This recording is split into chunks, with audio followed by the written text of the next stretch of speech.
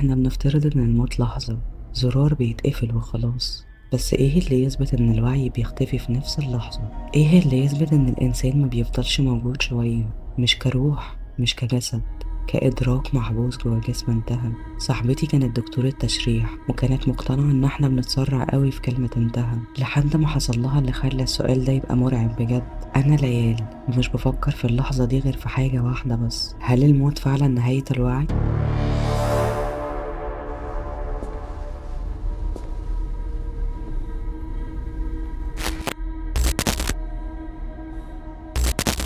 ريهام صاحبتي من سنين، مش صاحبة دراسة وبس، صاحبة عمر. ريهام من النوع اللي لما تكرر حاجة بتعملها للنهاية. كانت شاطرة ومرتبة وعقلانية جدا، وكان حلمها تدخل طب، وفعلا قدرت توصل لحلمها ودخلت طب وتخصصت طب شرعي، وكانت شايفة ان ده شغل الحقيقة اللي ما فيهوش مجاملات. ولما اتعينت في المشرحة كانت مبسوطة وفخورة بنفسها جدا. كانت بتحكي لي عن أيامها الأولى كأنها إنجاز، مع إنها كانت فترة صعبة كبداية في مكان زي ده، بس قدرت تتعود بسرعة، لدرجة إنها كانت بتقولي إن الموتى أرحم من الأحياء، مش بيكذبوا، وكل حاجة كانت عادية.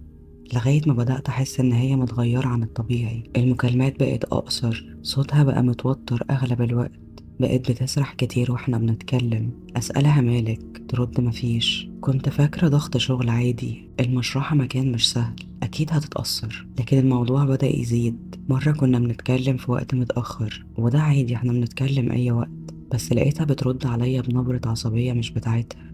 سألتها في ايه يا بنتي؟ ولا حاجة، أنا بس مش مرتاحة. من ايه؟ حاسة إن في حاجة مش مظبوطة في الشغل. أيوة. حالة صعبة؟ مش حالة معينة. وسكتت، فمرضتش اضغط عليها وقفلت الموضوع. بعد يومين لقيتها بتتصل بيا، صوتها كان واطي قوي. ليالي، عمرك فكرتي ان ممكن الجسم ما يكونش خلص كل حاجة اول ما بنقول انه خلص؟ يعني ايه؟ يعني ايه اللي بيحصل بالظبط بعد اللحظة اللي بنعلن عن الوفاة؟ ريهام انتي بتهزري؟ انتي دكتورة، المفروض انتي اللي تشرحي لي. انا عارفة التعريف، بس بسأل عن اللي مش مكتوب. الموضوع بدأ يقلقني وسألتها: هو في حاجة حصلت؟ انا مش عايزة ابان مجنونة. وسكتت، فسكت واستنيت.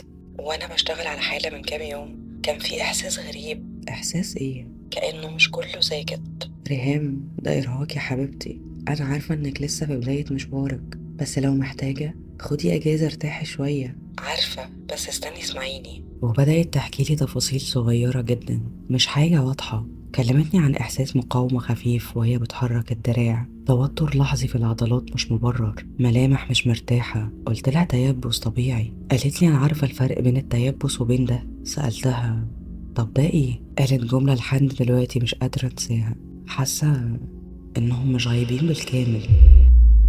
كنت لسه شايفة إنها بتبالغ، بس التغيير في ريهام بدأ يبقى أوضح. نومها بقى متقطع، بقت عصبية. مرة قالت لي إنها مش قادرة تبص في المراية بتركيز. قلت لها اللي بيحصل لك ده أكيد تخيلات، شغلك شغلانة صعبة جدا، وأنا مقدرة كل اللي انت فيه.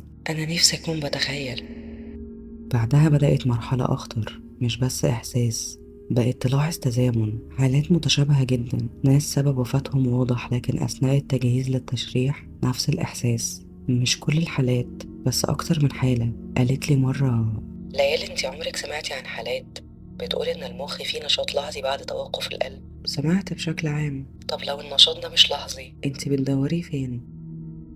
ومن هنا بدأت ريهام دخلت في بحث، أبحاث علمية، مقالات، دراسات قديمة، حالات موثقة عن نشاط دماغي بعد إعلان الوفاة. مش عشان تثبت حاجة، عشان تطمن نفسها. لكن اللي حصل العكس. كل ما تقرأ أكتر، كل ما السؤال يكبر.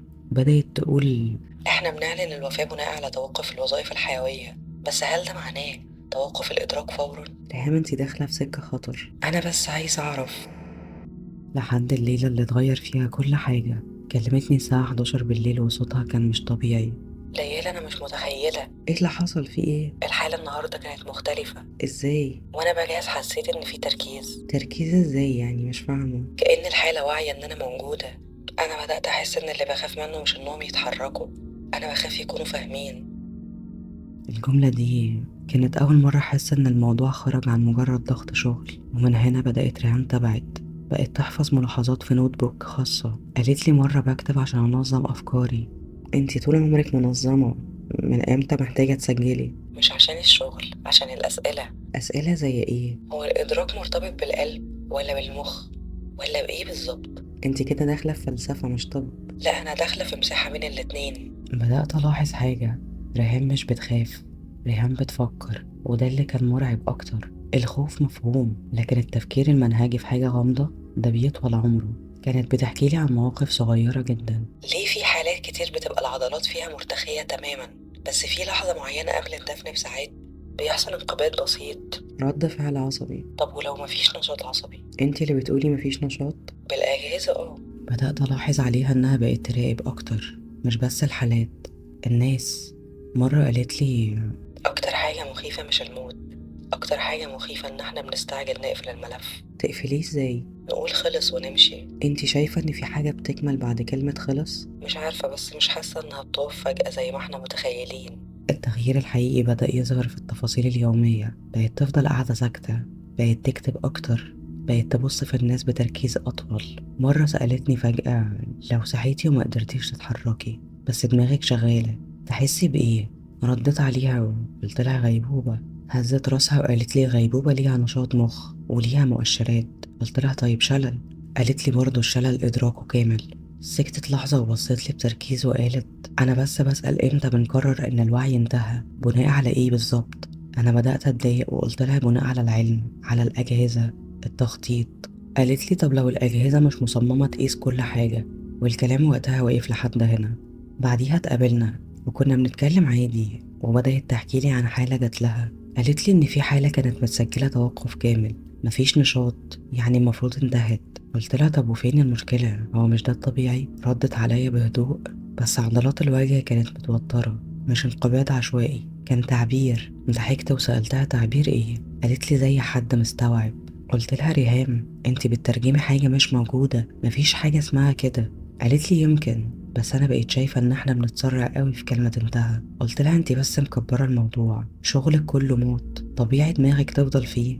لقيتها سرحت وفضلت باصة في كوباية القهوة شوية، وبعدين قالت لي أنا مكنتش مركزة غير في تقارير، أرقام، أسباب، إصابات، بس الفترة الأخيرة بقيت أركز في الوقوع. قلت لها يعني إيه؟ قالت في فرق بين حد مات خلاص ووشه سايب نفسه، وحد كأنه كان بيحاول يعمل حاجة ومكملهاش. قلت لها ريهام التعبيرات العضلية بعد الوفاة طبيعية، انتي عارفة ده؟ هزت راسها وقالت لي عارفة، بس في تعبير بيتكرر، نفس النظرة، نفس الشد حوالين العين، كأنهم كانوا مركزين في نقطة واحدة. سكتت لحظة وقالت عارفة، أكتر حاجة مقلقاني إن التعبير ده بيختفي بسرعة جدا، كأن الجسم بيهدى بعد ما كان بيحاول.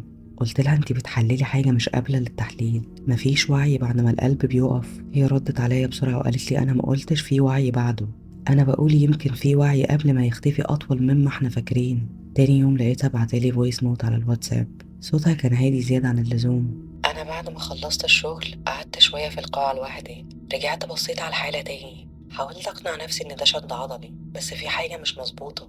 تاني يا ريهام، انتي مصممة تتعمقي في حاجات مش واقعية. يا بنتي سيبك من اللي بقيتي بتفكري فيه ليل نهار ده وركزي في مستقبلك.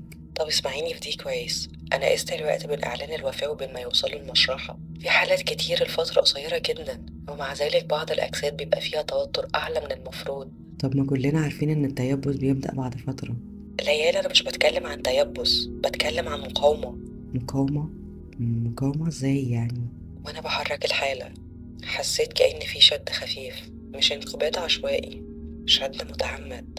يا بنتي انتي بتخترعي. ليالي أنا اشتغلت 5 سنين في المكان ده، عمري ما حسيت الإحساس ده. بصي أنا رجعت للحالات القديمة، ملفات السنة اللي فاتت، ودورت على الحالات اللي كان فيها نفس التعبير. لقيت إن في نمط مش طبي، مش مرض مشترك، ومش سن معين، بس في تشابه كبير في وصف آخر لحظة قبل الوفاة. كلهم حاولوا يتكلموا، حاولوا يقولوا جملة. جملة ايه؟ محدش عارف، الجملة كانت بتتقطع. وبعدين قالت جملة غيرت نبرة المكالمة كلها، أنا بقيت أركز في العضلات حوالين الفم، في آثار محاولة. أنا حسيت وقتها بضيق، مش خوف، ضيق كأنها بتدخلني في حاجة مش عايزة أفكر فيها. ريهام كفاية، ده شغلك، انتي بترجعي البيت وتكملي تحليل، ده مش طبيعي. اللي مش طبيعي إن محدش بيسأل. ومن اللحظة دي ريهام اتغيرت فعلا، مش انهيار لكن هدوء زيادة. بطلت تبعت صور، بطلت تسألني، بقت بتقول جملة واحدة كل شوية: أنا محتاجة أتأكد. وبعد فترة صغيرة حصل بينا مكالمة قصيرة جدا: النهاردة حصل حاجة. إيه اللي حصل؟ أنا كنت لوحدي في القاعة، خلصت شغل وكنت ماشية، وبعدين واحدة من الحالات كان المفروض عينيها تبقى مغمضة. أنا متأكدة إني غمضتها. أنا قلبي دق مرة واحدة ولسه بقول لها ريهام. ردت بسرعة وقالت لي: مش بتتحرك، مش بتبص، بس كانت مفتوحة. قلت لها: ارحمي نفسك، انتي بدأتي تتوهمي. قالت لي: يمكن، بس الإحساس اللي جالي مش إن العين مفتوحة. قلت لها: أمال إيه؟ قالت لي بصوت واطي جدا: الإحساس إن في حد مستني. وبعد المكالمة دي ريهام ما كلمتنيش تاني، لأن بعدها بيومين جالي اتصال من أختها وبلغتني إن ريهام ماتت، وقعت في بيتها. كانت بتكلمني وهما في المستشفى وقتها، وبلغوها إن سبب الوفاة توقف مفاجئ في عضلة القلب. المكالمة خلصت والمكالمة لسه بترن في ودني: توقف مفاجئ في عضلة القلب. أنا معيطتش وقتها، كنت مستغربة أكتر ما أنا حزينة. ريهام اللي كانت بتقعد تحلل كل حاجة تموت فجأة. أنا نزلت جري ورحت لهم المستشفى، كانوا لسه بيخلصوا الإجراءات والوفاة سجلت توقف مفاجئ في عضلة القلب. الورق بيتكتب والجثمان هيتنقل عشان الغسل. أهلها كانوا منهارين فعلا، وبسبب حالتهم المستشفى رفضت تدخل حد منهم يحضر الغسل، وقالوا واحدة بس تدخل. أنا ما فكرتش، قلت أنا اللي هدخل، يمكن عشان أكون جنبها، يمكن عشان أهرب من فكرة إنها خلاص مشيت. دخلت. أول ما شفتها قدامي دماغي ما سكتتش. ذكرياتنا فضلت تعدي قدامي، ضحكنا وكلامنا وصدمة موتها، وآخر فترة كنا بنتكلم فيها. جه في دماغي كلامها: امتى بنقرر إن الوعي انتهى؟ كنت بعاندها وكنت شايفة إنها مكبرة الموضوع، بس كلامها فضل يدور في دماغي. بدأت أركز في وشها بطريقة مش طبيعية، مش لأن في حاجة بتحصل، لكن عقلي بيدور على حاجة. ملامحها كانت هادية وثابتة جدا. بصيت على عينيها المقفولة، مش عشان أتأكد من حاجة، بس عشان أختبر نفسي. قلت في سري انتهى، وقلتها أكتر من مرة، بس الكلمة ما كانتش مستقرة. المغسلة بتتحرك بخبرة، كل خطوة محفوظة. طلبت مني أمسك كتفها نميلها سنة. لمست جلدها، بارد طبيعي، مفيش حركة، مفيش شد، مفيش حاجة تخرج عن المنطق. لكن الغريب إن أنا وأنا ماسكاها حسيت إن التركيز جوايا زاد، كأن دماغي بتقارن، كانت بتفتش عن علامة. وده اللي ضايقني، إني مش داخلة الغرفة دي وأنا مش بس مودعة، أنا داخلة أختبر فكرة. وأنا ببص على وشها افتكرت جملة قالتها في آخر مكالمة: الموضوع مش في الوعي بعد الموت، الموضوع في اللحظة اللي قبلها. هنا سرحت، هو إيه شكل اللحظة دي؟ هل كانت مرعوبة، مركزة، واعية زيادة عن الطبيعي زي ما قالت؟ بصيت على ملامحها تاني وحاولت أقراها، وده كان غصب عني. في لحظة قصيرة جدا حسيت بذنب، لأني بدل ما أوضح صاحبتي كنت بحللها، كنت بحاول ألاقي دليل يثبت إنها ما كانتش بتبالغ. ولما ما لقيتش حاجة واضحة الموضوع ما خلصش، بالعكس زاد، لأن مفيش حاجة تثبت إنها غلط ومفيش حاجة تثبت إنها صح، وده أخطر. الغسل خلص والكفن اتلف، بس قبل ما يغطوا وشها بصيت لها آخر مرة وقلت في سري: لو كان عندك حق، أنا آسفة إني ما سمعتكيش كويس. مفيش رد، مفيش علامة، بس السؤال واقف بيني وبينها. طلعت من الغرفة، أختها جريت عليا وسألتني شكلها كان عامل إزاي. قلت لها طبيعي، بس في عقلي قلت وده اللي مش مريح. اليوم خلص ورجعت البيت وأنا ساكتة، مش منهارة، مش قادرة أعيط، بس في حاجة مش مستقرة جوايا. كل ما أغمض عيني أشوف وش ريهام قدامي، ملامحها كانت عادية لكن مش عادية. بدأت أفكر في تفاصيل صغيرة قوي: هل هي كانت واعية قبل ما تقع؟ هل حد كان معاها؟ هل لحظة إعلان الوفاة هي نفس لحظة النهاية فعلا؟ وبعدين السؤال اللي ضايقني أنا شخصيا: أنا ليه بفكر بالطريقة دي؟ أنا كنت أكتر واحدة بتقول لها إن ده ضغط شغل، أنا اللي كنت بقول لها بلاش تكبري الموضوع. طب ليه دلوقتي دماغي بتعيد نفس كلامها؟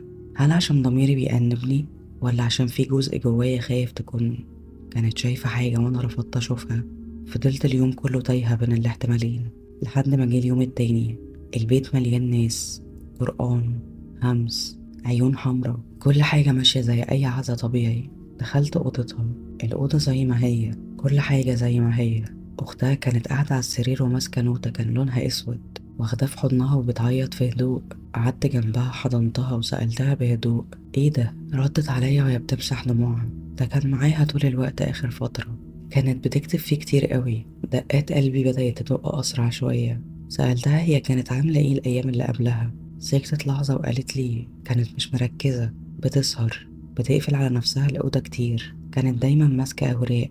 سألتها أوراق ايه؟ قالت لي بحوث، مطبوعات، حاجات طبية كده مش فاهمة فيها حاجة. وسكتت شوية وبعدين قالت جملة وقفتني. قالت لي مرة صحيت لقيتها واقفة قدام المراية لفترة بتبص لنفسها وساكتة خالص. ما قالتش أكتر من كده. مديت ايدي ومسكت النوت وقلت لها ممكن اخدها يومين، هرجعهولك. بصيت لي وقالت لي خديه، يمكن تفهمي هي كانت مالها. الجملة دي فضلت ترن في ودني. رجعت البيت ومعايا النوت وجواها شوية أوراق مطبوعة، نسخ أبحاث. حطيتهم قدامي على المكتب وقعدت أبص عليهم. مش عايزة أفتح، مش عارفة ليه. هل خايفة ألاقي إنها كانت بتتوهم فعلا، ولا خايفة ألاقي إنها ما كانتش؟ وبعد فترة من التفكير فتحته بشكل عشوائي. أول صفحة اتفتحت كان مكتوب بتاريخ من أسبوع قبل ما تموت. كان مكتوب الموضوع مش في الموت، الموضوع في اللحظة اللي قبله. الصفحات اللي بعدها ملاحظات، نسب، تواريخ، جمل متكررة مكتوبة أكتر من مرة، رد فعل قبل التوقف. وتحتها كان مكتوب تثبيت النظر، محاولة نطق، شد عضلي غير إرادي، تركيز غير مفسر. كلها موثقة، كلها مكتوبة بهدوء. آخر سطر في الصفحة، هل دي مقاومة ولا إدراك؟ كملت تقليب. في صفحة مكتوب بخط أسرع شوية، لو الوعي بيختفي ليه آخر لحظة دايما شكلها مختلف. وبعدين لقيت صفحة شخصية جدا، مفيهاش أرقام، مفيهاش دراسات، كان مكتوب فيها بس جملة واحدة: أنا مش خايفة من الموت، أنا خايفة أفضل واعية. قفلت النوت وسندت ظهري على الكرسي وحسيت فعلا إن الموضوع أكبر من مجرد ضغط شغل. وأنا بقلب في الأوراق المطبوعة لقيت حاجة معمول عليها دايرة بالقلم الأحمر، مقتطف من دراسة قديمة بتتكلم عن نشاط عصبي متأخر في ثواني بعد توقف القلب، مش مثبت، مش مؤكد، مطروح. وريهام كانت كاتبة جنبه مش كفاية. هنا السؤال اتغير جوايا، مش هل في وعي بعد الموت، لكن ريهام كانت بتحاول توصل لإيه؟ هي كانت شايفة إيه ناقص في الصورة؟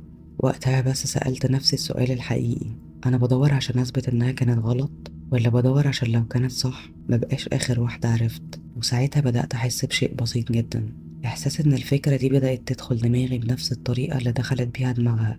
وهنا بس فهمت الموضوع مش عن الموت، الموضوع عن فكرة لو مسكت فيك مش بتسيبك. بس الفرق إن ريهام كانت بتشوف الموت كل يوم وأنا لأ. أنا كل اللي عندي كان كلامها والإحساس اللي حسيت بيه وقت الغسل. تاني يوم صحيت وأنا عارفة إني لازم أتحرك، مش عشان أثبت حاجة، مش عشان أطلع بنتيجة، بس عشان أسكت السؤال. لو فضلت قاعدة مكاني هيفضل السؤال أكبر مني.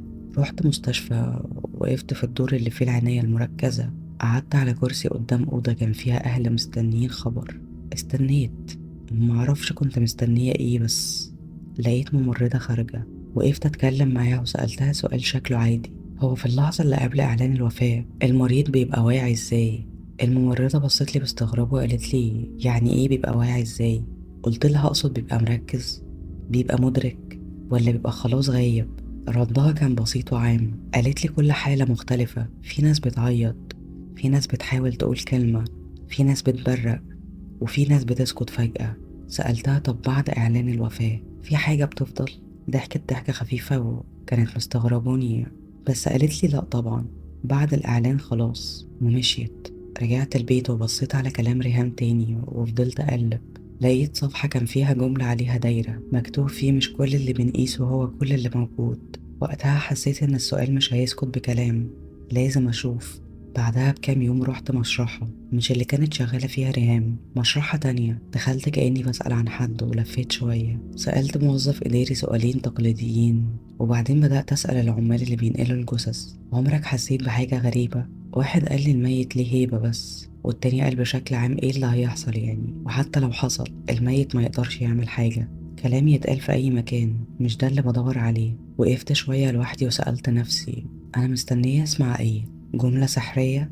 اعتراف؟ ولا مستنية حاجة تحصل قدامي؟ فجأة جه زي رد في دماغي: لو الإجابة مش في الكلام يمكن في المشاهدة. معرفش ليه عملت كده، بس استخبيت في مكان لاحظت إن مفيهوش حركة لغاية ما المشرحة بقت أهدى والرجل خفت خالص والمشرحة بقت ساكنة ومفيهاش حركة. اتسحبت بهدوء ودخلت الأوضة اللي فيها تلاجة الموتى. ايدي وقتها كانت بتترعش، مش خوف من جثة، خوف من نفسي. فتحت درج، جسد طبيعي، فتحت التاني، وش هادي. فتحت الدرج التالت وركزت في وش الجثة، بدأت أركز بزيادة في كل ملامحه. حسيت إن كان في شد بسيط في عضلة الفك، بس هل ده طبيعي؟ أكيد طبيعي، بس أنا كنت بدور على حاجة وأنا مش عارفة هي إيه. وقفت قدام الأدراج المعدنية وحسيت بنفس الإحساس اللي حسيت بيه في الغسل. إحساس مش مفهوم، مش حركة، مش صوت، بس حاجة مش مريحة. خرجت ووقفت قدام باب المشرحة وسألت نفسي بصوت مسموع، لو في حاجة فعلا أنا هعرفها إزاي؟ ما لقيتش إجابة. روحت بس برضه ما هدتش. الأيام بتعدي والسؤال بيكبر. بقيت أصحى وأنا بفكر فيه، أنام وأنا بفكر فيه. بدأت ألاحظ إني بدور في المراية أكتر، براقب نفسي وأنا ساكتة. بقيت حاسة إني بدور أكتر من اللازم. وفي يوم رحت المقابر. بصراحة ما كانتش زيارة عادية. قعدت قدام قبر ريهام وقلت بصوت واطي، لو كنتي واعية كنتي حاسة بإيه؟ مفيش حاجة حصلت ولا لازم يحصل. بس وأنا خارجة شفت الحارس، سألته سؤال غريب. قلت له هو بعد الدفن في حاجة بتتغير في شكل الميت بسرعة؟ بصلي باستغراب وقال لي طبيعي الجسم بيتغير. سكت شوية ومعرفش ليه فكرت في كده. قلت له ينفع انزل اشوفها؟ هو اتفاجئ قوي من سؤالي وقال لي لا طبعا، بس الفكرة خلاص خرجت من دماغي وبقت قدامي. بعد يومين رجعت تاني. حاولت كتير، قدمت مبلغ كبير، اتفقنا، بس لازم في وقت هادي زيادة عن اللزوم. استنيت نص الليل وبدأنا نتحرك ناحية القبر بتاع ريهام. المكان كان مهيب، وحسيت إن الليل هنا مش زي أي ليل. هدوء مرعب، ضلمة كأني ما شفتهاش قبل كده. جسمي كله بيترعش وقلبي بيدق جامد، مش عشان خايفة أشوف حاجة، لكن المكان نفسه إحساسه مخيف. خصوصا الإحساس بالليل كان غير. فتح القبر وبدأنا ننزل بهدوء. مفيش نور نهائي غير مصباح ضوءه مش قوي كفاية. نزلت. المكان كان أضيق مما توقعت. الهوا تقيل، مش خانق بس مختلف. الحارس سلمني الكشاف وقال لي خلصي وناديني. أنا واقف فوق. فضلت واقفة ثواني عشان أستوعب إني لوحدي قدامي ريهام. حسيت إحساس غريب جدا، إن كل اللي حصل قبل كده جابني لحد هنا. قربت خطوة. الملامح اتغيرت طبعا، ده طبيعي. بس فجأة افتكرت جملة كانت كاتباها، الجسم بيتغير بس هل الإحساس بيتغير؟ بلعت ريقي ومديت إيدي لمست الكفن. بارد، قاسي شوية. طبيعي. سألت بصوت واطي جدا، انتي حسيتي بحاجة وانتي هنا؟ مفيش رد. طبعا أنا مش مستنية رد، أنا مستنية إحساس. افتكرت لحظة الغسل، افتكرت كلامها آخر لحظة قبل توقف القلب. الناس بتبقى واعية جدا. بصيت لوشها وحسيت بفكرة مرعبة جدا، مش إحساس، فكرة. لو كانت واعية يبقى هي مرت بكل ده، الغسل، الكفن، الدفن، الظلام. ضحكت ضحكة صغيرة مكسورة. أنا بقيت مجنونة؟ لكن الضحكة ما كملتش، لأن سؤال أخطر طلع فجأة، طب لو أنا مش مجنونة؟ سكت. المكان هادي جدا، هادي زيادة عن الطبيعي، لدرجة إن صوت نفسي بقى واضح جدا. حاولت أهدي نفسي وبعدين حسيت بحاجة غريبة، مش منها، كان مني أنا. قلبي كان بيدق بسرعة وبعدين ببطء، وبعدين ببطء زيادة. وقتها افتكرت جملة تانية كانت كاتباها، الخوف الشديد بيقلد أعراض الموت. رفعت الكشاف بسرعة كأني بتأكد إني لسه هنا. همست، أنا مش جاي أعرف أنت حسيتي بإيه، أنا جاي أتأكد إن ده مستحيل، بس أنا مش متأكدة. رفعت عيني للسقف الحجري فوقي. فكرت لو حد قفل عليا هنا دلوقتي مين هيعرف؟ مين هيقرر إمتى أنا انتهيت؟ مين هيقيس؟ بصيت لريهام تاني وهمست بصوت يدوم مسموع، لو الوعي بيفضل انت فين دلوقتي؟ وانا لو فضلت شوية هنا كمان هفضل زيك؟ سمعت صوت خفيف جاي من فوق. الحارس كان بينده، خلصتي؟ مش هينفع نفضل هنا اكتر من كده. فتحت بقي عشان ارد، لكن الصوت خرج متأخر، أبطأ من المفروض. خلصت. ثواني وطلعوا. وساعتها حسيت لرعشة خفيفة جدا في جسمي، مش برد، مش خوف، حاجة أقرب لأن جسمي بيحاول يتأكد إنه لسه شغال. بصيت لريهام آخر مرة وقلت لها، أنا فاهمة ليه ما قلتيش إجابة. يمكن لأن السؤال نفسه ملهوش نهاية.